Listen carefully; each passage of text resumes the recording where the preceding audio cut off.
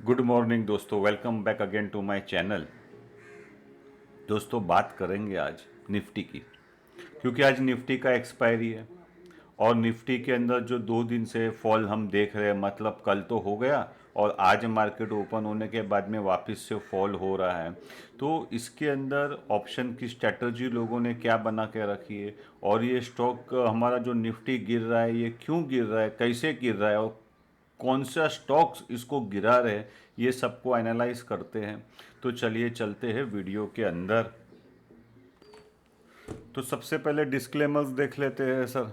क्या है, we make this video only for educational purpose only. हमारा कोई भी फाइनेंशियल सर्विस या बाय और सेल का रिकमेंडेशन हम लोग ऑफर करते नहीं है। चलो, हैविंग डन दिस, अभी क्या हो रहा है सर, निफ्टी की बात कर लेंगे। तो निफ्टी कहाँ चला गया, एक इम्पॉर्टेंट चीज़ क्या थी, कल मार्केट के अंदर किसी ने ये ऑब्जर्व नहीं किया कि विक्स कितना बढ़ता जा रहा है। इंटरनेशनल विक्स भी बढ़ गया है और इंडियन विक्स भी बढ़ गया है। तो क्या वजह थी, क्या कारण था कि ये इंटरनेशनल विक्स बढ़ते जा रहा है। इंडिया का विक्स तो समझ में आता है क्योंकि हमारे यहाँ इतना बड़ा जो फॉल आ गया। तो अभी कल तो मार्केट गिरी गिरी, आज क्या हो रहा है, आज हमारा जो गिफ्ट निफ्टी है वो बता रहा है 21,400। ओके, अभी मैं कितने पे यहाँ पे हमारी मार्केट को बंद किया वो भी देखने का है। तो हमारा बंद हुआ था 587 पे। तो अभी करीबन करीबन 180 पॉइंट का निफ्टी के अंदर फॉल बता रहा है, जो करीबन करीबन 1% होता है। अभी इसका कारण क्या है, कारण ये है कि जैसे कि मैं 3 वीडियो से बता रहा हूँ कि एचडीएफसी का जो रिजल्ट है वो जब तक नहीं आएगा तब तक पाथवे क्लियर नहीं होगा। तो एचडीएफसी का रिजल्ट आ गया, अभी एचडीएफसी का रिजल्ट आ गया तो एचडीएफसी गिरना स्टार्ट हुआ। सब लोग बोल रहे ये हो गया वो हो गया, लेकिन कोई ये समझ नहीं रहा है कि एचडीएफसी क्यों गिर रहा है। अभी एचडीएफसी जो गिर गया है, आज भी इंटरनेशनल मार्केट के अंदर एचडीएफसी बहुत ज़्यादा गिर गया है। और क्योंकि वो 10% प्रीमियम कमांड करता है, हमारा जो H D F C Indian है उससे 10% वहाँ ज़्यादा रहता है। वो 10% अगर मैं काटूँ तो मेरा जो फेयर वैल्यू बढ़ रहा है, बन रहा है, वो 1385 होएगा। अगर हमारे यहाँ 1385 होएगा और वहाँ का जो है वो रेट फिर एकदम बराबर हो जाएगा। तो क्या है कि एच डी एफ सी वहाँ पे गिर गया 10%।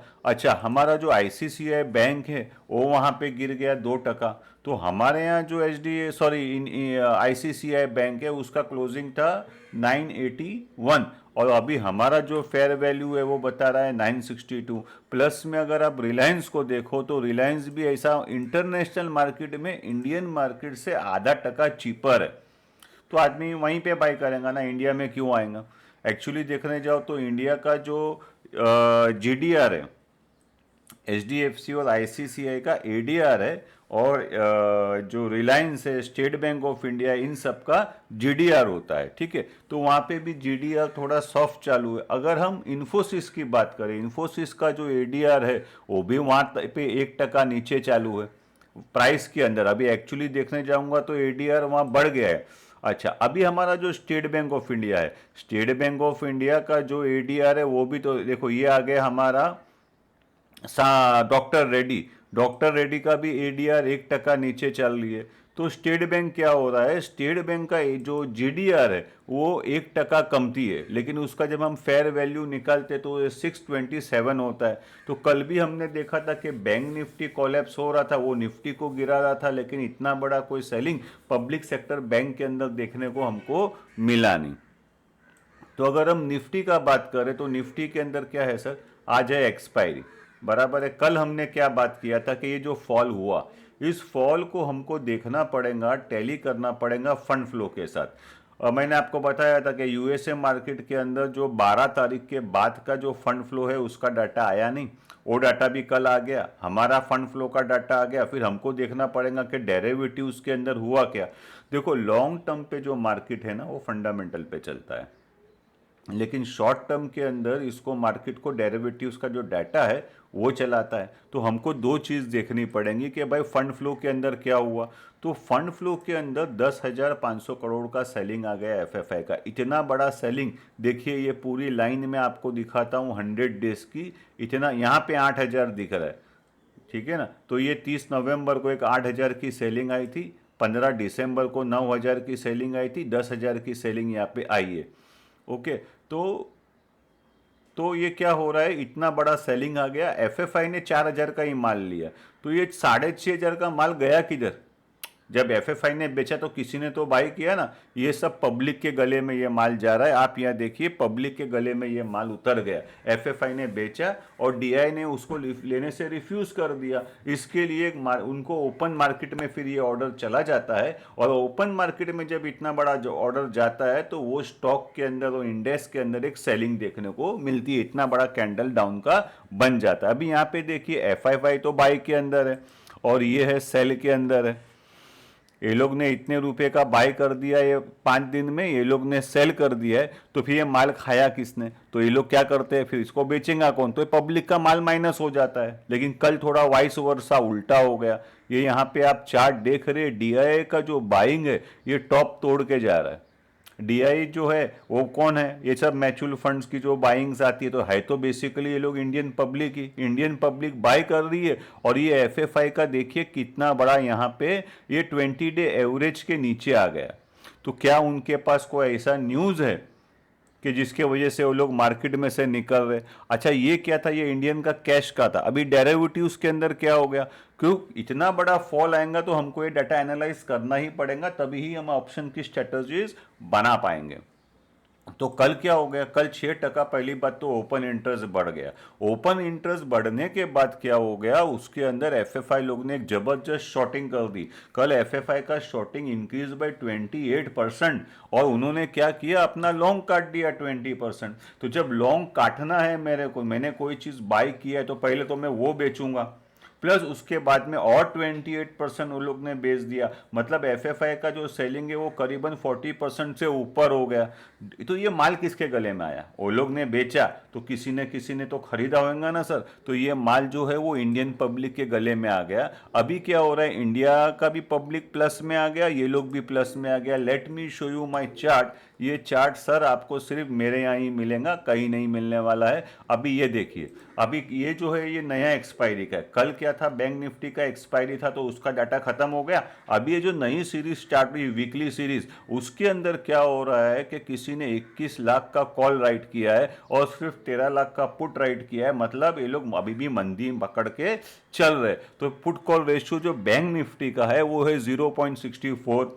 More call writing. अभी यहाँ पे देखिए, मैं 2 वीडियो से बोल रहा हूँ कि इसके अंदर क्या था, फ्रेश बाइंग था और यहाँ पे क्या था, ये रिबाउंड था, क्योंकि ऑलरेडी हाइट तो यहाँ बना चुका है और इस हाइट को वो क्रॉस नहीं कर पाया और इसके अंदर इतना सेलिंग आ गया। तो ये है निफ्टी और ये है बैंक निफ्टी। तो आज क्या होएगा, आज वापस से मेरे को लगता है, क्योंकि अगर एचडीएफसी को अगर नीचे लेके जाने का है तो एचडीएफसी तो बैंक निफ्टी का बड़ा वेटेज रखता है, निफ्टी का बड़ा वेटेज रखता है। और ये जो निफ्टी 170 पॉइंट डाउन बता रहा है उसका मेजर कारण एचडीएफसी है।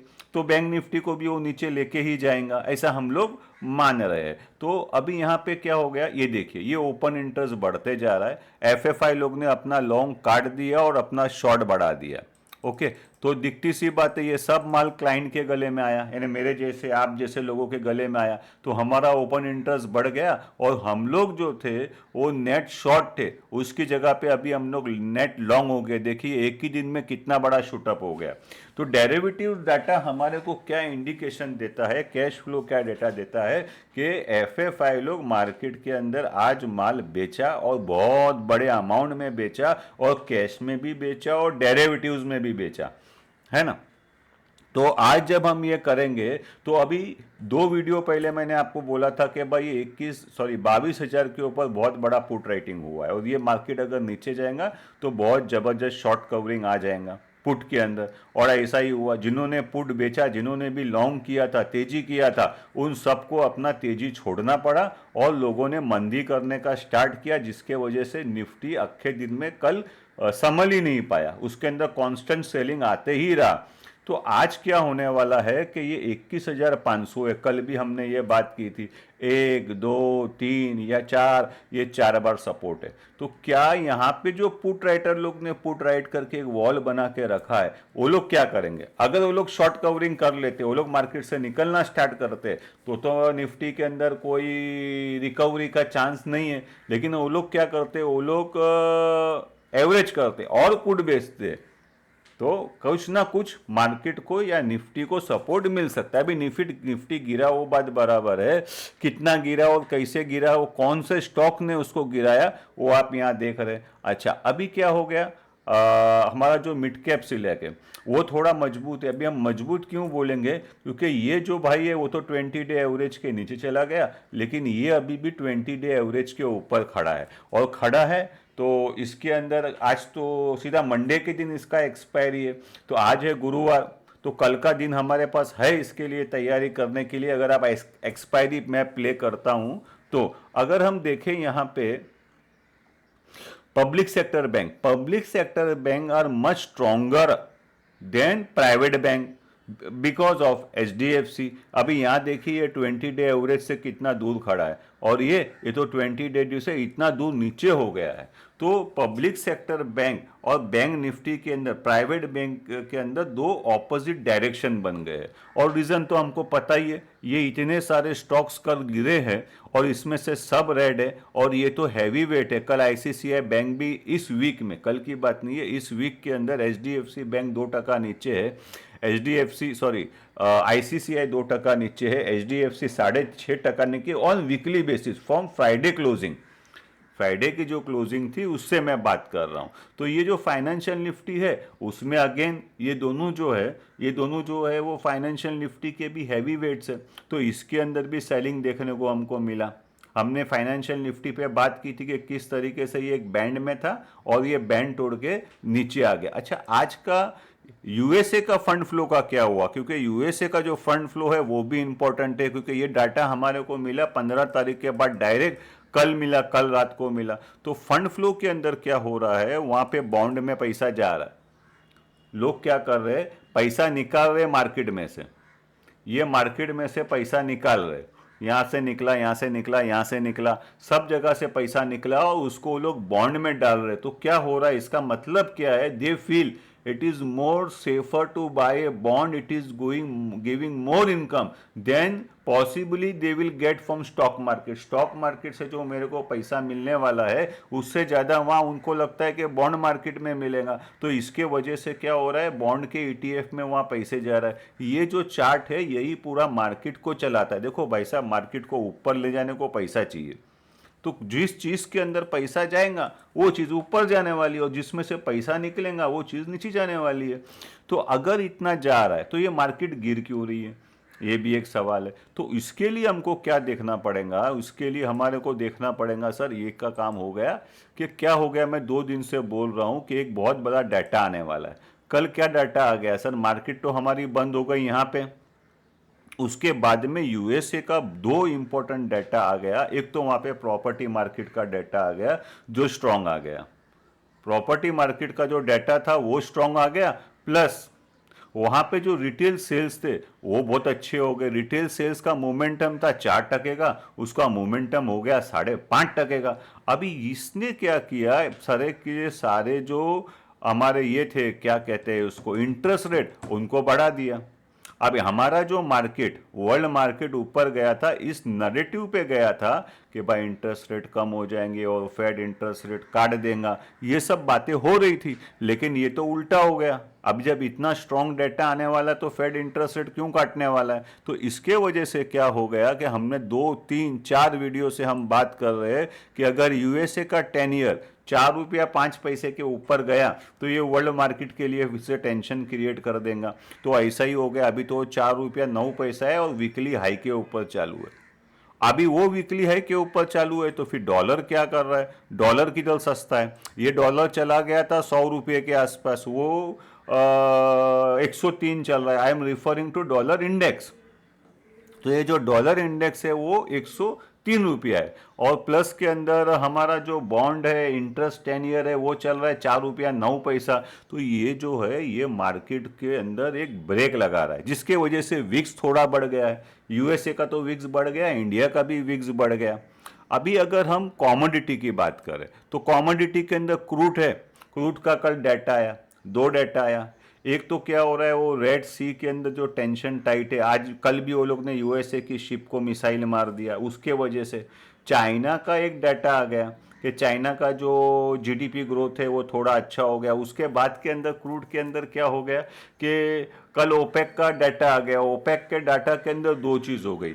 अभी तक जो एक ऐसा एजम्पशन था कि देर इज ए सरप्लस, वो लोग ने सरप्लस की जगह पे क्रूड को माइनस में बता दिया। क्रूड की सप्लाई कमती है और डिमांड ज़्यादा है, और सऊदी ने क्या किया, अपना प्रोडक्शन बढ़ा दिया। तो जो क्रूड मार्केट है उसके लिए थोड़ा सा कंफ्यूजन वाले सिग्नल आ रहे हैं। तो ये 80 को क्रॉस नहीं कर रहा है। जब तक वो 85 को क्रॉस नहीं करता है हमको इतना टेंशन नहीं है। और इसके वजह से क्या हो रहा है, क्योंकि ये 80 के नीचे ही रह रहा है, सारी हमारी ऑयल मार्केटिंग कंपनी से वो आसमान के ऊपर है। क्योंकि जब क्रूड 110 था वहाँ से गिर गया 80 रुपया हो गया, लेकिन पेट्रोल पंप पे तो रेट गवर्नमेंट ने काटा नहीं है, तो ये लोग को तो मलाई हो गई है, अच्छा प्रॉफिट कर रहे हैं लोग। और इनका जो जीआरएम है स्पेशली जो इंडियन ग्रॉस रिफाइनिंग मार्जिन है वो बहुत जबरदस्त बढ़ गई है।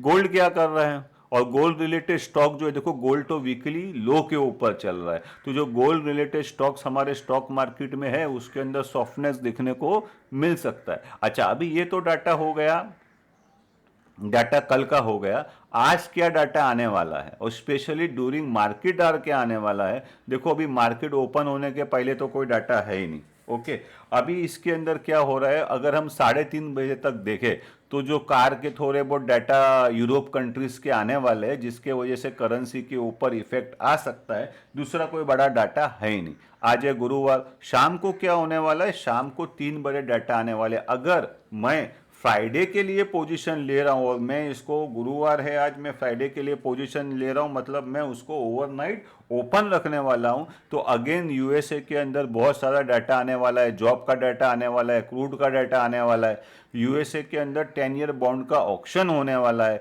तो ये सारे जो डाटा है ये मार्केट को वापस से हिला सकते हैं। अभी कल सुबह को हमारी मार्केट होने से पहले, ओपन होने से पहले, हमारा जो जापान है, जापान का जो सीपीआई का डाटा आने वाला है, फेड का बैलेंस शीट आने वाला है। तो आज क्लोजिंग के बाद और कल मॉर्निंग से पहले बहुत सारे डाटाज आने वाले हैं जो मार्केट को गैप अप या गैप डाउन क्रिएट कर सकते हैं। तो ओवरनाइट पोजीशन लेने से पहले हमको ये ध्यान रखना चाहिए। अभी अगर हम बात करें न्यूज़ की, ओके, तो न्यूज़ के अंदर हमारे पास क्या है कि एक दो तीन इंपॉर्टेंट जो स्टॉक रिलेटेड न्यूज़ है वह अगेन देखिए वहाँ पे, जैसे ये इसकी तो हमने बात कर ली, ये शिप की बात कर ली, और ये जॉब कटिंग, हर बड़ी कंपनी जो है वो यूएसए के अंदर जॉब कटिंग हो रही है। अभी देखिए ये एक उल्टा न्यूज़ है, सब जगह पे इंटरेस्ट रेट कट होने की बात हो रही थी और बांग्लादेश ने तो अपना इंटरेस्ट रेट बढ़ा दिया क्योंकि इन्फ्लेशन वहाँ पे नीचे जाने से मना कर रहा है। अभी ये सारे जो स्टॉक्स जो यहाँ पे आप देख रहे हैं, आप वीडियो पॉज करके देख सकते हैं, इन सब का रिजल्ट्स आने वाले हैं आज,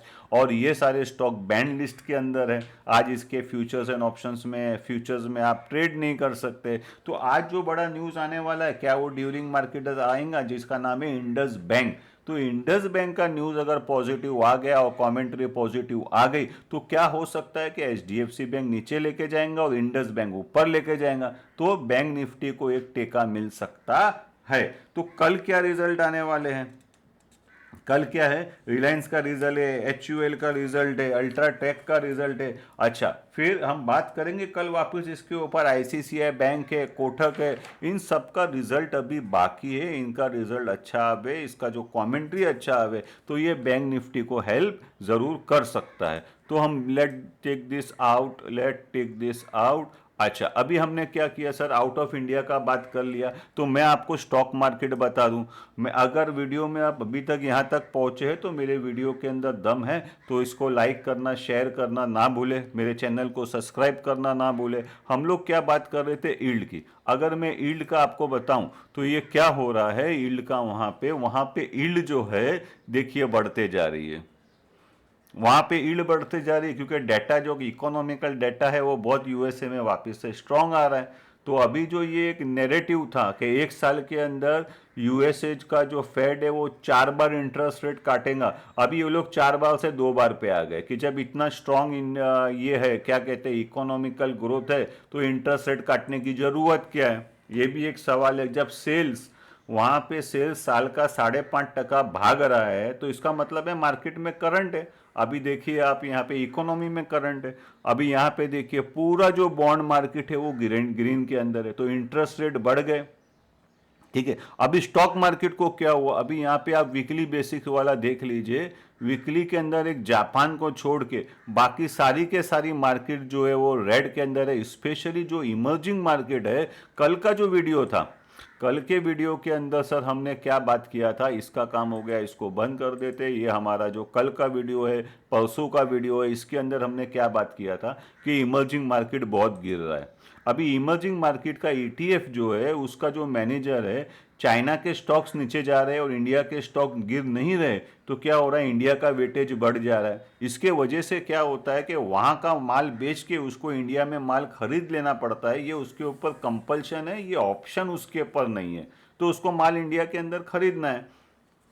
तो ये जो इमर्जिंग मार्केट है, उस इंडेक्स जो है ऑल एशिया एक्सेप्ट जापान, इसका भी जो ईटीएफ है ये बहुत जबरदस्त गिर गया है। बिटकॉइन में अगर आप ट्रेड करते हैं तो वो भी 60%, 7% गिर गया है ये वीक के अंदर ही। तो ये वहाँ के सारे स्टॉक्स है। अभी हम देख लेते हैं कि ये A1 क्या कर रहा है। अगर A1 में हम अगर आ जावे, तो मैंने आपको बताया कि भाई विक्स तो बहुत हाई चालू है। ये हम देख रहे हैं कि सबसे जो आज टॉप परफॉर्मिंग जो है, ये सारे के सारे जो विक्स है वो बढ़ गए। अगर विक्स बढ़ गए तो भाई साहब गिरा क्या है, बिटकॉइन गिर गया है, नेचुरल गैस गिर गया है। अच्छा, हम इंडाइसिस की पहले बात कर लेते हैं कि सबसे बेस्ट इंडाइसिस क्या है आज। तो आप देखेंगे कोई भी ईटीएफ सब 1%, 2% के नीचे है और स्ट्रांगनेस में कुछ भी नहीं है। अगर हम वीकली के बेसिस के ऊपर बात करते हैं तो हमारा आईटी इंडेक्स जो है और निफ्टी ऑयल का जो इंडेक्स है यही मजबूत है ना, ज़्यादा करके वो मजबूत है। तो वीकली बेसिस पे सबसे वीक क्या है, तो सबसे वीकली बेसिस के ऊपर तो निफ्टी है, बैंक निफ्टी है, मेटल है, रियल्टी है। रियल्टी का तो हमने काफ़ी बात किया है, ये सब वीकनेस के अंदर जा रहे हैं। तो ये बात हो गया। फंड फ्लो का हमने बात कर लिया, ऑप्शन का बात कर लिया, इंडाइसिस का बात कर लिया, और निफ्टी का। अच्छा, बैंक निफ्टी के अंदर भी हमने बात कर लिया। टॉप स्टॉक, अभी आप इधर आ जाएंगे, मेरे ये वाले चार्ट पे आ जाएंगे, तो आज क्या हो रहा है, मैंने ये इधर आ गए हम, हाँ यहाँ पे जो इंडिया का HDFC का ADR है वो वापिस से 10% नीचे। हमारा फेयर वैल्यू 385 है। तो क्या ये 385 तक जाएगा, क्योंकि valuation difference between HDFC bank और ये क्यों गिरा रहा है। लोग कुछ भी कहानी बता रहे, कुछ भी कहानी का मतलब नहीं है सर। ये देखिए, ये है आपका HDFC का प्राइस टू बुक है 4 रुपया 4 पैसा और ICCA का है 3 रुपया 24 पैसा। इसका मतलब क्या हो गया है, ये जो HDFC जो है ये बहुत ही ओवर वैल्यू स्टॉक हो गया है। तो रिजल्ट होने के बाद में इसके अंदर मेरे हिसाब से आप बोलेंगे जो शॉर्टर टाइम फ्रेम देख रहा है वो बोलेंगे शॉर्टिंग है, लेकिन ये प्रॉफिट बुकिंग है। जो लोग ने बड़े पैमाने पे माल लिया है वो लोग प्रॉफिट बुकिंग कर रहे। रिलायंस का जो GDR है वो 1% नीचे है, तो हमारा जो फेयर वैल्यू ये निकलता है, तो रिलायंस के अंदर भी सॉफ्टनेस देखने को मिल रही है। ICCI के अंदर 2% का फर्क हो गया है। तो ये सारी चीजें हमको क्या बता रही है कि हमको 21,500 का देखने का है कि वहाँ का जो पुट राइटर है वो क्या करता है। अगर पुट राइटिंग के अंदर वापस से शॉर्ट कवरिंग हुई तो आज इसको ये 21,400 के आसपास ये मार्केट को लेके जाएगा, निफ्टी को लेके जाएगा। तो इवनिंग के वीडियो में हम क्या करेंगे, इवनिंग के वीडियो में हम वापस से इसको एनालाइज कर लेंगे कि आज का मार्केट का एक्शन क्या हुआ और इसके हिसाब से फ्राइडे और मंडे को क्या स्ट्रेटजी बन सकती है। अगर मुझे ट्रेड करना है, मैं मोटा मोटा आज का ट्रेडिंग देखूं, तो मुझे HDFC पे और इंडस बैंक के ऊपर नज़र रखना है। ये दो स्टॉक जो है मार्केट के अंदर मेजोरिटी में मूवमेंट लाने वाले हैं। और हमारा जो LTI माइंट्री है उसका भी रिजल्ट आ गया, एशियन पेंट का रिजल्ट आ गया। तो ये सारे जो स्टॉक्स है ये मार्केट के सेंटीमेंट को इफेक्ट कर सकते हैं। दोस्तों, मेरा वीडियो शेयर करना मत भूलिए। आपका टाइम देने के लिए धन्यवाद। मिलते हैं फिर से शाम के वीडियो में।